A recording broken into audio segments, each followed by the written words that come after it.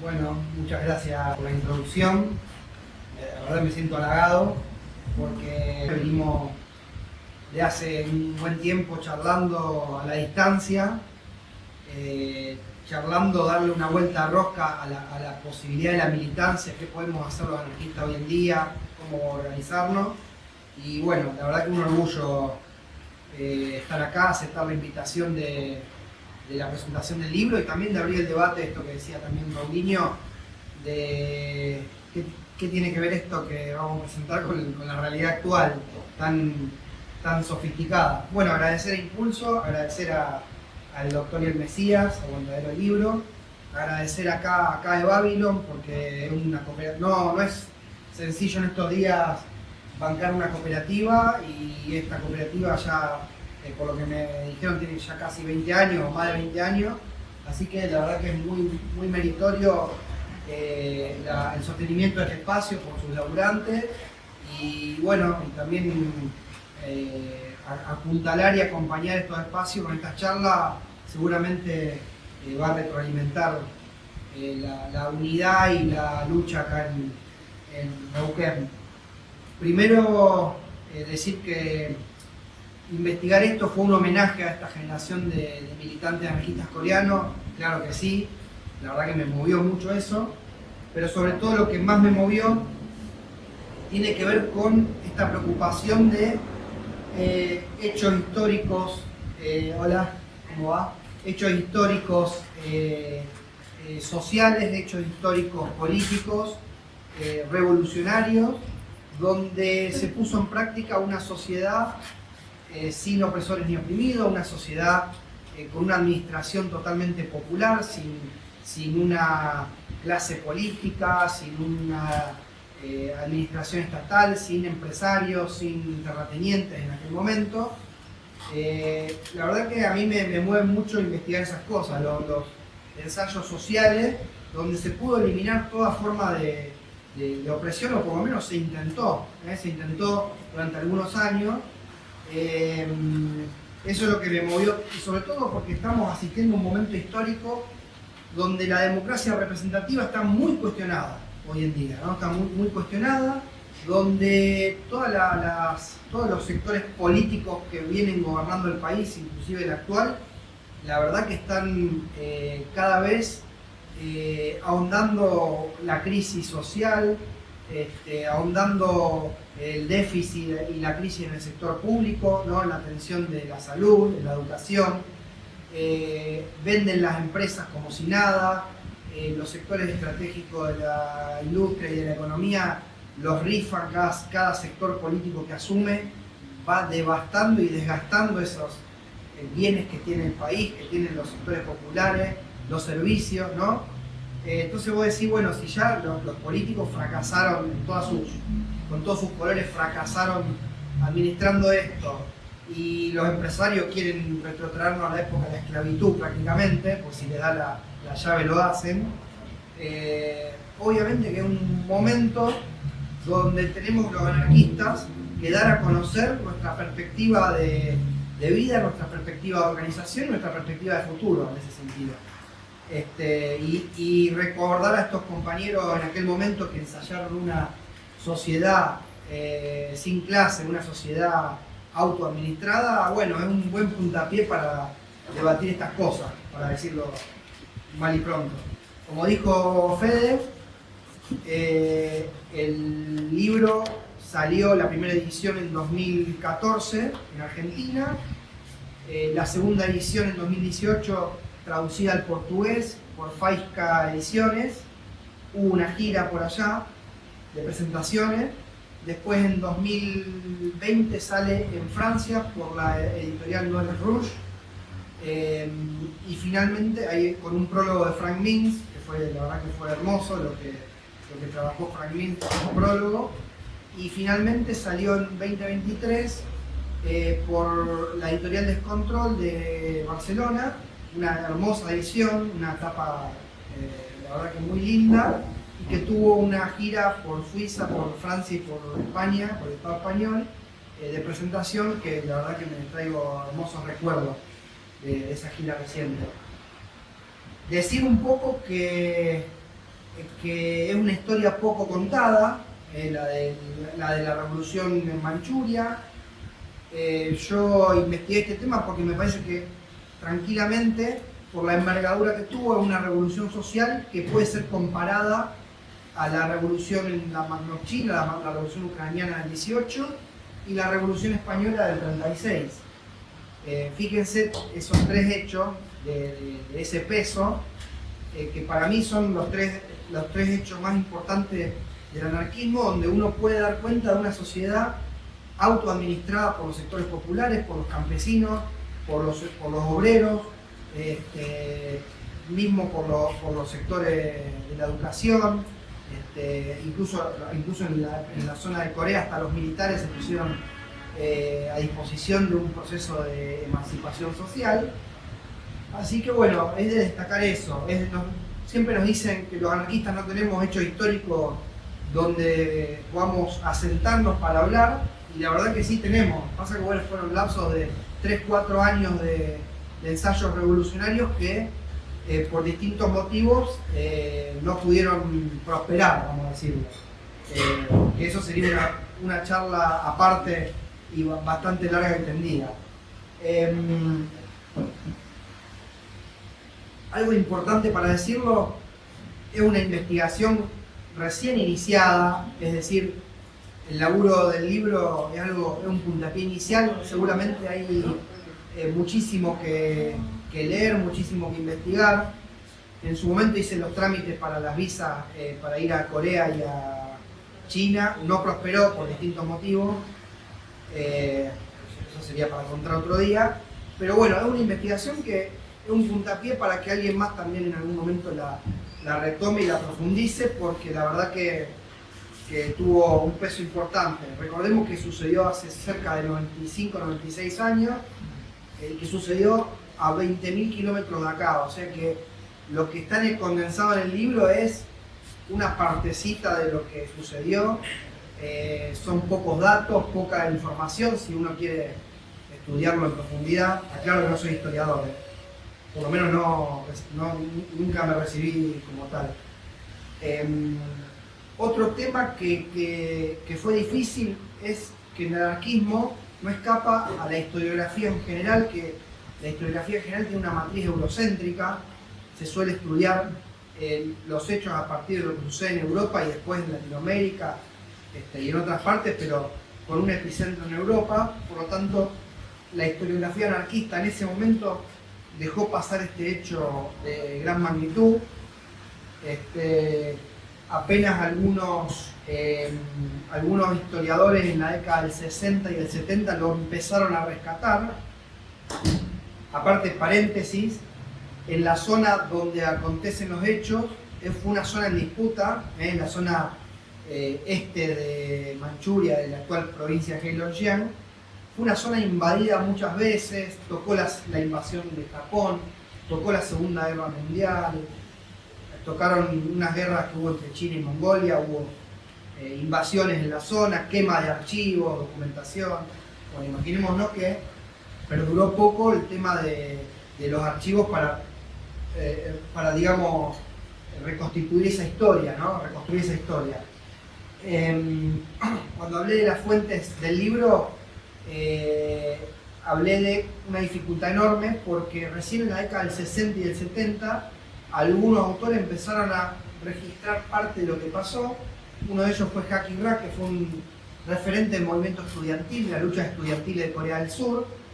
Estuvo preso varias veces incluso, y él como historiador hace una especie de compendio de la historia del anarquismo coreano, y en un capítulo dice explícitamente: este hecho hay que profundizarlo, fue así, así, pasó en tal zona, fue afuera de Corea, punto. Ahí.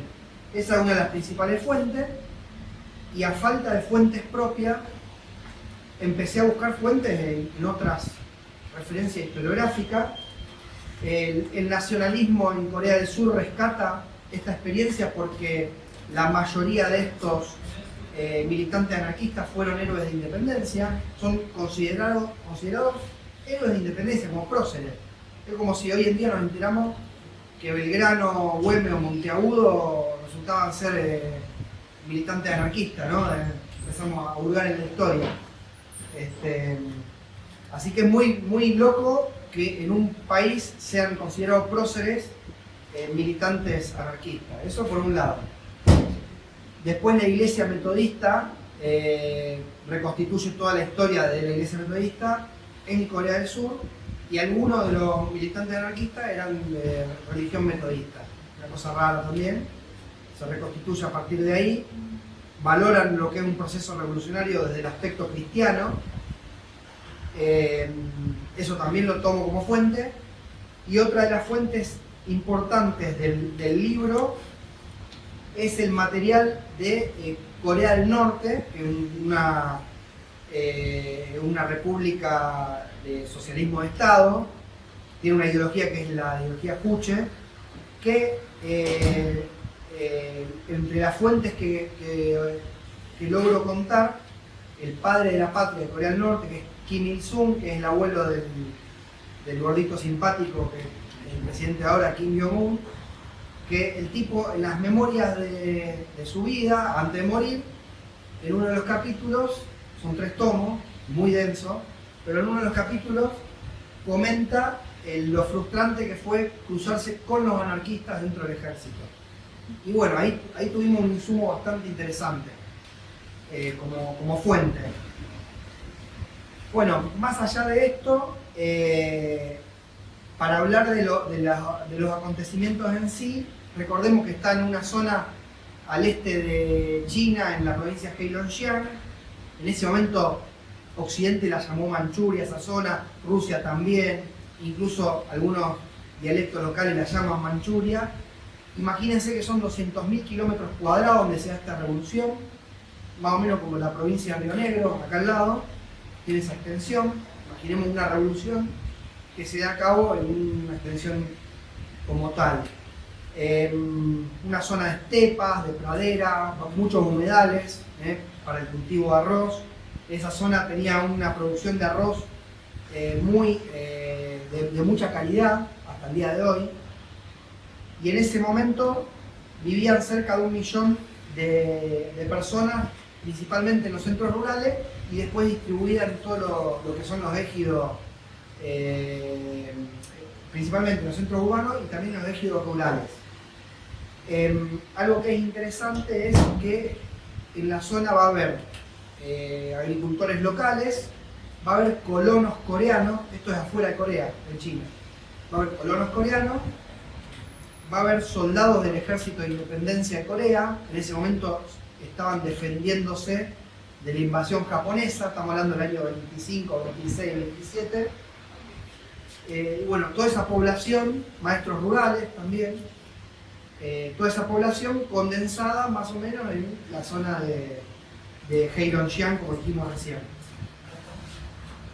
Me gusta hablar de los factores que dieron pie a que haya una revolución social de esta magnitud, y uno tiene que ver con el contexto de dominación y explotación que sufría el pueblo coreano. Recordemos que Japón en la década del 20 invade la península de Corea, hay una dominación política, no solo a través de los funcionarios locales de Corea que eran antíteres del imperio japonés, sino que había una dinámica de explotación económica en los principales centros urbanos y en el sector rural. Había una dominación cultural, por ejemplo, se prohíbe el idioma coreano en la península de Corea. Una locura, ¿no? Prohibir un idioma en un lugar donde tus ancestros hablan coreano. Y hasta hubo una aberrante, lo que tenía que ver con una explotación sexual, cerca de 200.000, lo que se le llamó damas de consuelo, que eran mujeres y niñas que servían a los soldados japoneses que estaban invadiendo la península. Esto recientemente fue denunciado, bueno, recientemente más o menos, porque fue en la década del 70-80, fue denunciado por el gobierno de Corea del Sur y por organismos de derechos humanos, y al día de hoy el imperio japonés no reconoció lo que tenía que ver con la explotación sexual a partir de la invasión a Corea. Otra cuestión importante, el campesinado coreano tenía una tradición revolucionaria, por lo menos de muchas rebeliones a lo largo del siglo XIX. En ese momento hubo un proceso de migración forzosa por la invasión a la península, gente con hambre, sin laburo, con familias numerosas tuvo que emigrar al norte y fue a la zona donde se desarrollan estos hechos, fuera de Corea. Es decir, en lo que sería el este de China, hasta el día de hoy hay un sector, hay una zona, una región que tiene principalmente colonos o hijos, nietos de colonos coreanos. Lo de la población es eminentemente de cultura coreana. Una cuestión importante es que en la zona donde se desarrollan los hechos, acuérdense que dijimos cerca de 200.000 kilómetros cuadrados, es una zona de un capitalismo atrasado y dependiente y sin un control estatal presente. No había ¿cómo se dice? Geopolíticamente había extensas áreas sin un control de poder centralizado. Entonces eso favoreció más adelante a que el anarquismo haga una lectura de las condiciones propicias como para llevar adelante un proceso de tal magnitud. Para contextualizar, en aquel momento el anarquismo en el sudeste asiático y en el noreste asiático era importante. Uno parece que bueno, fue España, México, Argentina, Brasil, Uruguay, y en Corea, China y Japón estaban pasando cosas importantes. Había un desarrollo bastante avanzado del anarquismo en aquellos lugares, sobre todo China, Corea y Japón, también algo en Vietnam, en Taiwán, en India. Bueno, y ese desarrollo llevó a que los anarquistas de esa región debatieran por dónde debería venir el levantamiento revolucionario que ponga fin a una sociedad capitalista. El anarquismo japonés, que ya tenía un avance industrial importante, decía que la revolución iba a venir en los principales centros urbanos, de los trabajadores, en las fábricas, que el proletariado iba a ser protagonista de una revolución social. El anarquismo chino tenía otra tesis, tenía otra idea de por dónde podía venir esto. Estamos hablando de década del 10, década del 20. El anarquismo chino, a pesar de tener centros urbanos importantes y algún grado de industrialización, el anarquismo chino va a ver que en la población rural es un sujeto dispuesto a encarar un proceso revolucionario de grandes magnitudes. Van a leer que la revolución iba a venir del campo a la ciudad a partir de los sectores campesinos. Fíjense que los partidos marxistas en aquel momento en China también estaban haciendo la misma lectura, lo que después fue el Partido Comunista Chino, donde estaba Mao.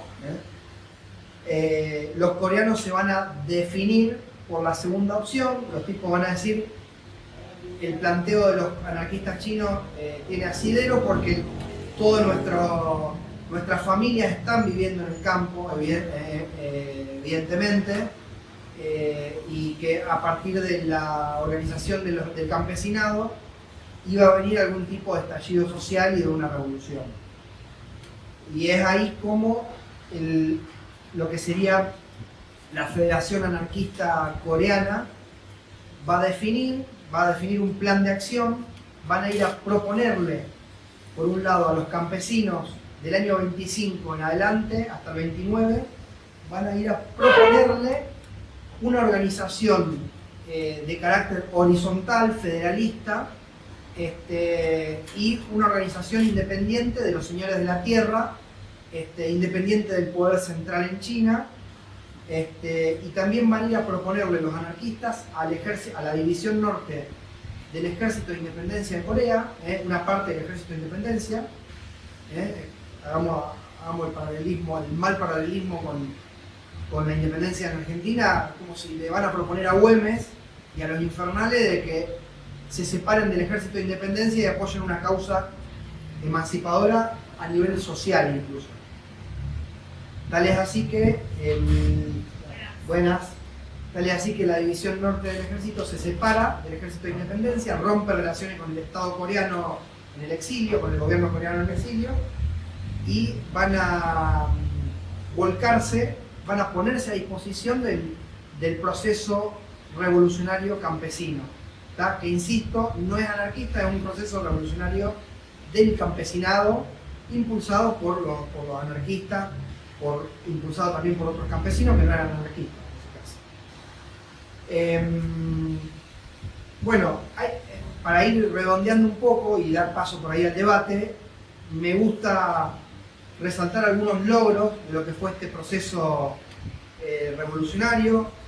El primer logro que yo rescato en estos 3 años de revolución social tiene que ver con lo que ellos le llamaron un ensayo de administración de no gobierno, le llamaban ellos. Justo es el término que utiliza Lao Tse para hablar de la cuestión administrativa también, muchos siglos antes. Pero ellos hablan de una administración de no gobierno, algo que es interesante. Ponen en marcha un proceso administrativo, como si una administración de la sociedad a partir de consejos locales, de los campesinos. De eso ir a consejos regionales, donde iban delegados, y los delegados de los consejos regionales iban con la síntesis digamos, del mandato de base al Consejo General de lo que era el organismo que era la Asamblea del Pueblo Coreano en Manchuria. Era una administración que no era un Estado, era una administración popular basada en el federalismo. Eso me parece interesante, porque para los anarquistas el federalismo es una cuestión nodal, es como el oxígeno. Y bueno, y en este país ni que hablar, lo que nos debería servir el federalismo para organizarnos. Otro punto importante es el ensayo de un sistema educativo racionalista puesto al servicio, no era una educación aislada, un proceso de educación racionalista puesto al servicio de una dinámica de revolución social, un proceso educativo al servicio de las organizaciones de esa revolución, que eran los consejos campesinos. Otra cosa interesante fue que, fíjense esto, que el proceso de latifundio, una especie de latifundio había en la zona de Manchuria con respecto a la producción del arroz. A partir de la revolución social avanza un proceso moderno de producción socialista rural, de producción cooperativa, que bueno, permitió, por ejemplo, pelear el precio del arroz, el precio de la onza de arroz para comercializarse afuera. Me hace acordar mucho a Arroyaba eso. El tema de pusieron en marcha cooperativas para el acopio de arroz, eso me hace acordar a los orígenes del cooperativismo en Argentina a principios del siglo XX, donde los mismos colonos también o los inmigrantes empezaron a poner en marcha cooperativas de acopio. Y otra cosa interesante es que durante esta revolución social hubo un proceso de tecnificación del trabajo campesino, es decir, que no se daba antes. O sea que el trabajo avanzó y se desarrolló, a lo que se puede pensar que en una revolución se queda todo estancado y que nos pueden llegar a comer los piojos. Bueno, esto es un caso que dice no, al contrario, avanzó muchísimo y se desarrolló la cuestión de la técnica, la cuestión de la tecnología y la cuestión del avance hacia un proceso cooperativista. Otra cosa interesante es que la militancia anarquista había leído muy críticamente lo que pasó en la Revolución Rusa y en la Revolución Ucraniana. Los tipos estuvieron muy atentos a lo que había pasado con Néstor Magno y llamaban a llevar la vida como un campesino más. Es decir, en esos escritos estaba el rol del año 25 al 29, instalarse en las zonas con su familia, comenzar a trabajar la tierra y hablar desde ese lugar, impulsar las propuestas al resto del campesinado a partir desde el propio lugar del trabajo de la tierra. en eso. Ellos hablaban de no erigirse en una clase dirigente a futuro, ¿no? Como pasó por ahí en la Revolución Rusa con el partido bolchevique. Algo que es interesante también, que está bueno destacar, es que para el anarquismo es muy tabú la relación con el ejército, la relación con la violencia, la relación con lo militar. Para el anarquismo es una cuestión bastante compleja, y es interesante porque el anarquismo coreano logró desanudar lo que sería la relación con un sector del ejército que estaba dispuesto a apoyar una revolución social. Más allá del nacionalismo, ¿no? Trascender el nacionalismo fue la consigna. Eso es interesante porque un tercio del ejército de Corea rompe con la visión estadocéntrica de lo que es la conformación del ejército. Y eso, ¿qué va a pasar con eso? Va a pasar que el anarquismo va a empezar a tener influencia en las capas medias del ejército, y se van a empezar a democratizar algunas reglas que traía el ejército regular, que bueno, va a tener un desarrollo, un ejército, ¿no? Con lo complejo como un ejército, un desarrollo más democrático de lo que tenía que haber como una herramienta militar. Para cerrar esto voy a leer dos o tres citas rapiditas, así no los aburro más, sobre este tema que es muy curioso. Que dice, acuérdense que comenté que Kim Il-sung, el padre de la patria en Corea del Norte, se cruza con los anarquistas y lo vuelca a las memorias y dice: la ultrademocracia en los asuntos militares exigía que un comandante haga exactamente lo que hacen sus hombres en la batalla. Sin embargo, un comandante y sus hombres tienen diferentes deberes que cumplir en la batalla. Un lactante es capaz de entender eso. Los ultrademócratas, los anarquistas, en el ejército, sin embargo, predicaban que los comandantes debían luchar en la primera fila, tanto en ataque como en defensa, sin miedo a la muerte. Este sermón hizo imposible que los comandantes puedan realizar sus funciones correctamente. Un ejército en el que los subordinados no saludan a sus superiores y hablan con ellos con descortesía o discuten sus órdenes o instrucciones ya no es un ejército, es una canalla. Dice, el abuso de la democracia en el ejército revolucionario fue también expresado en la crítica indiscriminada del sistema de recompensa y castigo. El ejército guerrillero antijaponés tenía un sistema de recompensa y castigo destinado a fortalecer su capacidad combativa. Nosotros, como soldados, éramos recompensados ejemplarmente en combate, entrenamiento y en la vida cotidiana, y eran castigados los que violaban gravemente el reglamento de servicio, aplicando diversas normas según ventajas y desventajas específicas. Los ultrademócratas, sin embargo, cuestionaron este sistema por discutir sobre por qué un compañero era galardonado con el primer premio y otro con el segundo premio. Eso es re anarco, ¿no? Básicamente. Cuando ambos habían realizado el mismo trabajo en el mismo equipo, o sobre por qué a alguien solo se le dio una reprimenda y a alguien más se le dio una advertencia cuando habían cometido el mismo error.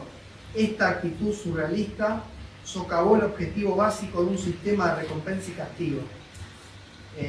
Uno lee, hay más citas que tienen que ver con esto, uno lee estas cosas y la verdad que llena de orgullo escuchar hablar de lo que hacían los compañeros nuestros ahí. Bueno, insistir que la inquietud a la hora de recuperar esta historia tiene que ver con que nosotros podamos pensar una sociedad autoadministrada por los sectores populares, por los trabajadores, por los estudiantes, por los trabajadores del sector público, por los trabajadores del sector privado, por los inquilinos. Tiene que ver con pensar una sociedad organizada distinta, y en este contexto donde de arriba para abajo se vino a poner en cuestión todo, el acceso a la salud, el acceso a la educación, la posibilidad de garantizar derechos básicos, me parece que traer elementos históricos que abreven a la posibilidad de que los sectores populares podemos administrarnos sin los políticos de profesión y sin los empresarios, me parece que es un buen puntapié y que estamos en un momento histórico especial, bastante complejo, pero donde los anarquistas tenemos mucho para decir. Así que no los aburro más. Muchas gracias por haber escuchado.